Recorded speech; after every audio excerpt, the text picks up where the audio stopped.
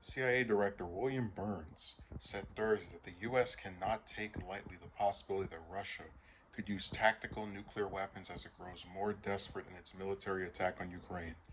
Given the potential desperation of Russian President Vladimir Putin and the Russian leadership, given the setbacks that they've faced so far militarily, none of us can take lightly the threat posed by potential resort to tactical nuclear weapons or low yield nuclear weapons, Burns said Thursday following the speech at Georgia Tech. The CIA chief noted, however, that the U.S. has not yet seen practical evidence of Russia moving to use such weapons.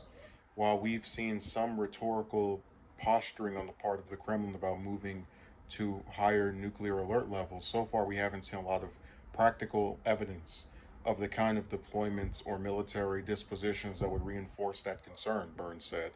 But we watch for that very intently. It's one of our most important responsibilities at CIA.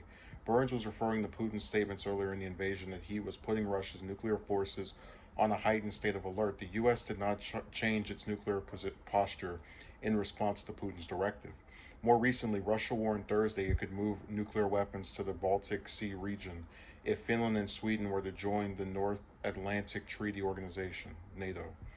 Burns made the remarks in response to an audience question from former Senator Sam Nunn following his first public speech as CIA director on Thursday.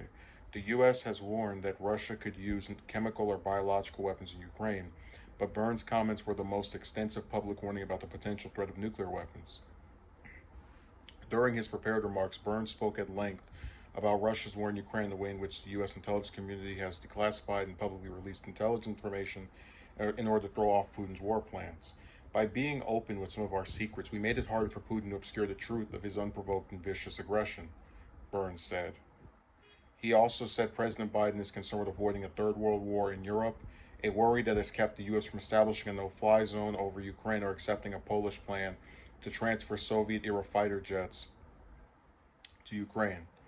Biden announced on Wednesday new plans to send 800 million additional security assistance to Ukraine. The president has also imposed a raft of sanctions on Russia in response to the invasion. So what I find very interesting is that we've been over this before. Nuclear weapons are made by these different countries to make other countries afraid of them with little intent to actually ever use these things, because if they do, they're going to kill a whole bunch of people, and it's going to just it's something that none of these countries plan on doing. But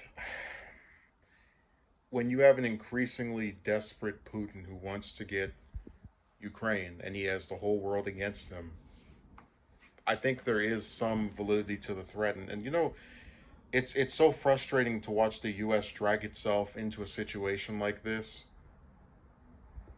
when we weren't targeted, we weren't gone after, because we're going to see the same story play out. Oh, we're afraid that Putin is going to attack the U.S. in retaliation for us siding against. It's like, but we didn't have to take a side. We could have stayed out of this entirely. I'm so tired of a lot of this stuff because it really is just going back and forth. But I guess, if we take the CIA at its word, there's no practical evidence moving to use these weapons on Russia's part anyway. I wish that they would announce who Russia plans to aim these tactical nuclear weapons at. Are they, because there's a lot of countries, against them. So who are they planning on striking with these? Who are they specifically referring to when they make mention, as Putin did, of changing the alert status for the nuclear weapons of his country? I just want some more clarity. But I don't think Russia's going to use weapons. I think it's just another threat to get the coalition of countries against them to kind of back off and get scared. But at the same time, I still find it irritating that we're even having this conversation. Russia invades Ukraine, and then the U.S. just drags its heels into this.